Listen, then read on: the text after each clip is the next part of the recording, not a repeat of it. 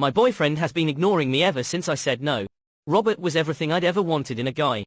We'd met through a mutual friend, but it wasn't until he asked for my number that things really clicked. We'd been texting non-stop, sharing silly jokes, talking about our favorite bands, even planning out dream dates.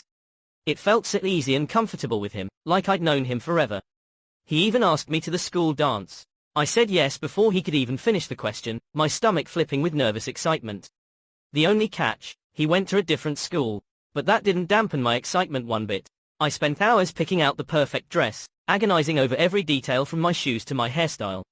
When he picked me up that night, a huge grin plastered on his face, I knew all the effort had been worth it.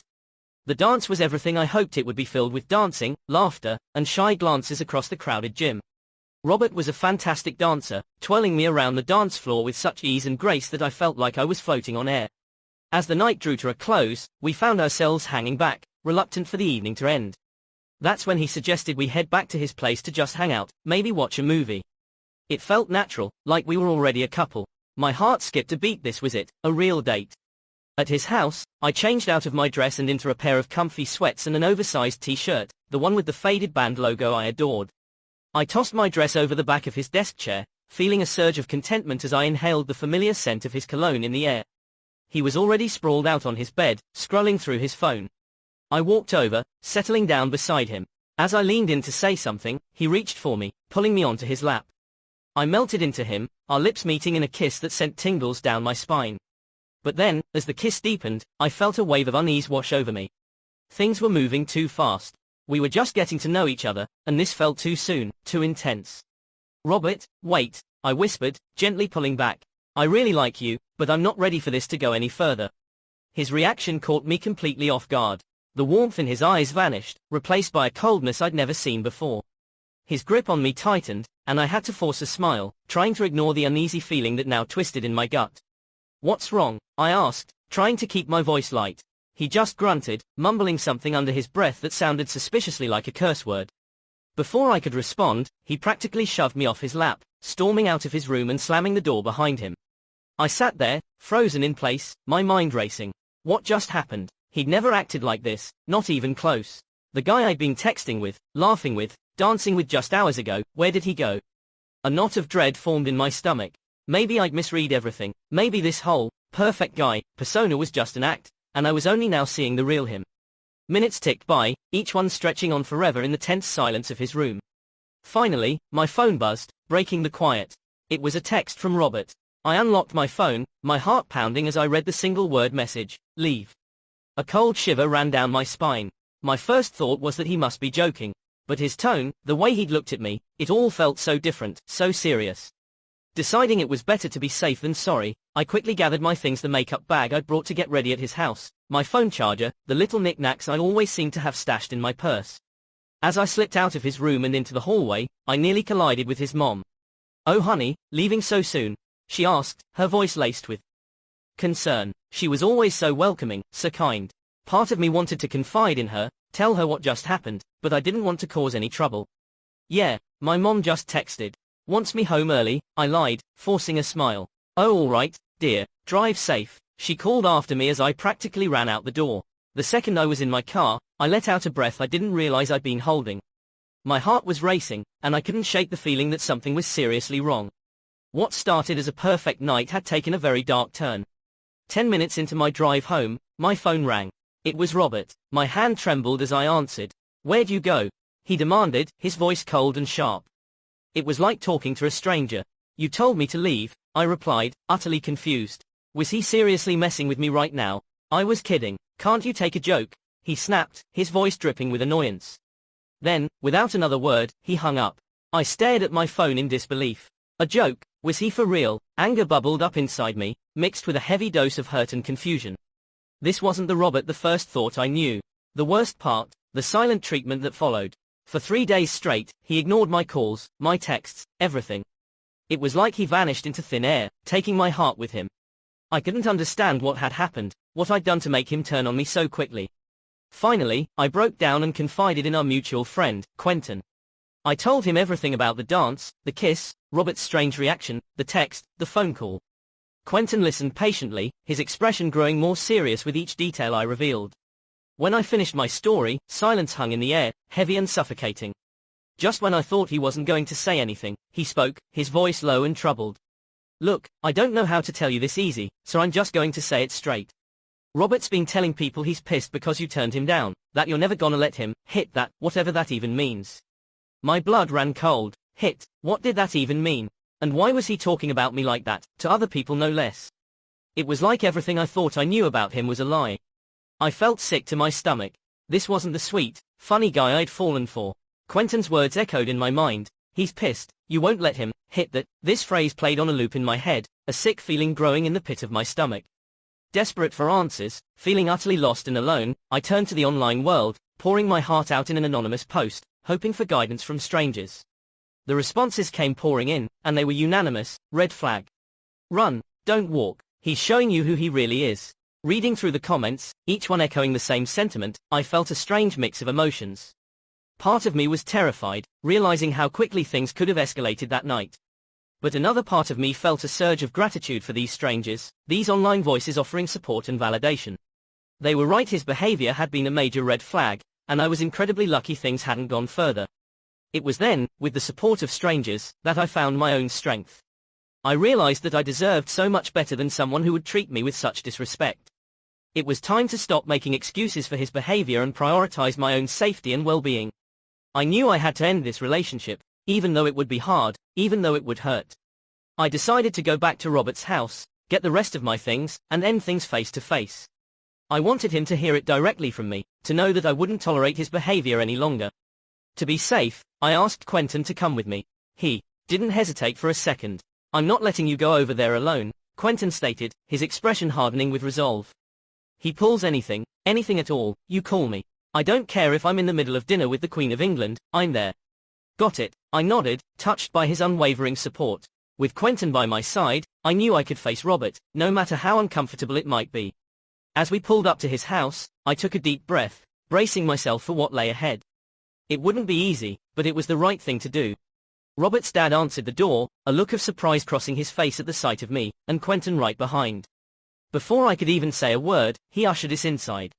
It seemed like Robert wasn't around, thank goodness, but his dad insisted on keeping me company while I gathered the rest of my things. We were halfway up the stairs when I gathered the courage to tell his dad about what happened, my voice trembling slightly as I recounted the events of that night. To my surprise, he listened patiently, his expression growing increasingly troubled. By the time I finished my story, he looked like he wanted to say 1,000 different things, his jaw clenched tight. He took a deep breath, placing a reassuring hand on my shoulder. Listen, I know this is hard, but you did the right thing. I'm so sorry Robert acted that way. It's no excuse, but he's still young, has a lot to learn. I promise, we'll talk about this. His words, so unexpected yet so comforting, brought tears to my eyes. Even though it was Robert who hurt me, even though this wasn't his burden to carry, he offered his support, his understanding. It meant the world. With Quentin keeping watch, I grabbed the rest of my stuff, packing up the last remnants of my short-lived relationship with Robert. Each item felt heavy with what-ifs and regrets. As we made our way out, I turned to his dad, a lump forming in my throat. Thank you, I whispered, my voice thick with emotion, for believing me. He pulled me into a hug, his grip strong and comforting. You take care of yourself, he said softly. And remember, you deserve to be treated with respect, always. Don't ever forget that. His words stayed with me long after Quentin and I drove away. As I left Robert's house that day, a piece of my heart felt broken, bruised. But at the same time, I also felt a renewed sense of self-worth, of strength I didn't know I possessed. The online community was right, his behavior had been a major red flag, a warning sign that I'd initially ignored, blinded by my own infatuation. It was a painful lesson, but a valuable one nonetheless. I learned that sometimes people aren't who they seem, that first impressions can be deceiving. More importantly, I discovered the power of speaking my truth, even when it was scary, even when it meant going against someone I cared about. And most surprisingly, I discovered a supportive community online, complete strangers who rallied around me when I needed it most, reminding me that I wasn't alone. It would take time to heal, to move on from the hurt and disappointment. But as I drove away, I made a silent promise to myself. I wouldn't let this experience define me. I would learn from it, grow from it, and come out stronger on the other side. Next story. My mother has taken hundreds of dollars from me, with no sign of me ever seeing it again. I'm 14 years old, and I've been pet sitting for this lady named Jay for a little over 2 years now. She lives in my neighborhood, and she always asks me to look after her cat and chickens when she goes on vacation. It's usually during the school holidays and long weekends, so I don't mind. I charge $7.50 a day, which is pretty good for someone my age, but I used to get $10 until one of her cats passed away, so she lowered it because there's less work now. It's not a fortune, but it's enough for me to buy a few things that I want. I get to use Jay's Netflix account too, so it's kind of worth it, you know. For the past year, everything has been pretty normal. I'd take care of the animals, get paid, and spend the money pretty quickly. Then I'd go back to normal until the next time I looked after her pets. You know, the whole routine thing. But then, everything changed last December. I was looking after the cat and chickens for 3 weeks over my summer vacation. It was nice to have a break from school and everything. Jay and her daughter came back for a few days, then they left again right before New Year's Eve. She said she'd pay me when they got back, and I was super excited because I'd have enough money for a new phone. It felt like I could finally be like everyone else at school with a phone to call and text. My friends are always hanging out on their phones, and it's annoying because I feel left out. I really wanted to have a phone so that I could be part of the conversations and stuff. I kept caring for the animals for another week, and Jay and her daughter came back again. But when I gave her the keys, she didn't mention anything about paying me. I was a bit nervous because she's an adult, so I didn't say anything about it. I know you're not supposed to bring up money with adults, it's kind of rude, so I didn't want to make a fuss. I just assumed she would remember to pay me later. Then, a week turned into a few weeks, and I started to get really frustrated. My summer vacation was over, and I was still waiting for $210 that I'd earned. It wasn't just any amount, you know. It was a lot of money, especially for a teenager like me. It wasn't fair. It was way more money than I normally got in one go. I had plans for that money. Even though I enjoyed taking care of the animals, I still wanted to be paid fairly for my time. I was really counting on that money. My mom doesn't let me buy a phone, so I was hoping to use the money for that or even just to start saving for one. A couple of months later, Jay asked me to pet sit again. She said her aunt was sick, and I didn't want to say no, especially because she was going through a difficult time. It would be terrible to say no to someone who was going through so much. I felt really bad for her, but at the same time, I was annoyed because this wasn't my job, and it's a real pain to take care of the chickens. They're super messy, and guess what? No money. I still didn't say anything because I was worried about being rude, and I knew she was busy dealing with her aunt. But it was starting to get ridiculous. This kept happening every time I looked after her pets. It was like she'd completely forgotten about me. Finally, it was the winter holidays, and I ended up watching the animals for 5 days. Jay's daughter's friend was supposed to take care of the animals, but she couldn't do it last minute, so I ended up helping out again. Again, no money. I was really sick of it. I was seriously getting angry by this point. I don't like to be taken advantage of, and it really hurt that Jay wasn't respecting my time and my efforts. So, tonight at dinner, I casually mentioned to my mom that I hadn't been paid for all the times I looked after the animals. You know, like trying to bring it up in a way that seemed normal. Like a casual conversation. She looked at me and said, "Oh, she's been paying me the money electronically." Wait, what? She actually said that out loud. This explained everything. Jay has never stopped paying me without telling me, so I was really confused about why I hadn't received the money. But my mom, well, it totally made sense that she'd do this. I stayed calm and asked my mom for the money, but she said, "Nah, it'll come back to you in some form." She seemed totally nonchalant. I couldn't believe she was so casual about it. It was as if it didn't bother her that she'd been keeping all of that money from me. I told her I'd rather just have the money now instead of waiting for a birthday present or anything else. That's when she got angry. She just totally flipped out. She called me ungrateful and said she had spent a lot of money on me over the years, so I could give her and my dad a few measly dollars back.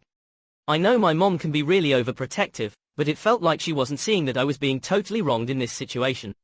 My dad wasn't involved in this mess and actually thought it was wrong that I wasn't getting paid. He tried to speak up, but my mom wasn't having any of it. I went to bed, and she came in later to say that the money would eventually be spent on me anyway, and this way was just better. But it didn't feel better. She's always telling me that I'm not responsible enough to have my own phone, but then she does stuff like this and then says that's just better for me. I'm pretty sure it's worse. It's almost 2 a.m., and I can't stop thinking about this.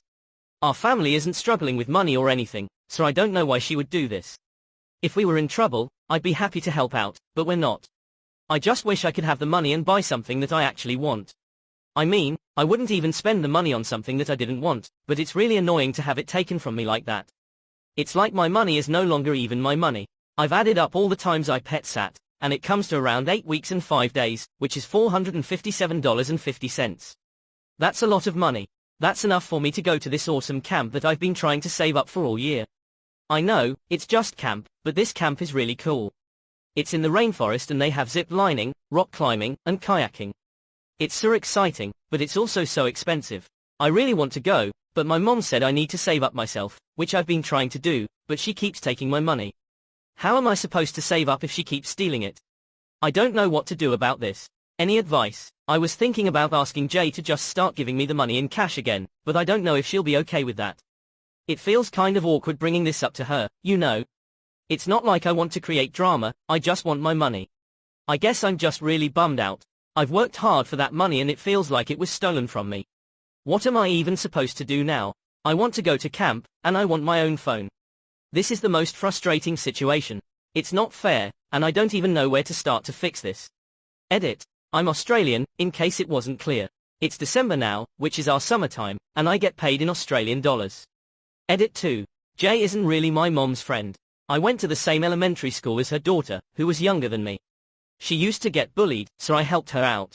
Her daughter needed someone to hang out with during recess. Then during COVID, we realized we lived in the same neighborhood and started talking again. It was weird catching up, you know, we have a lot in common, so we hit it off. Edit 3. I'm pretty sure Jay doesn't know about this, because she texts my mom about when I can pet sit and stuff. But she wouldn't have kept texting if she knew my mom was taking the money.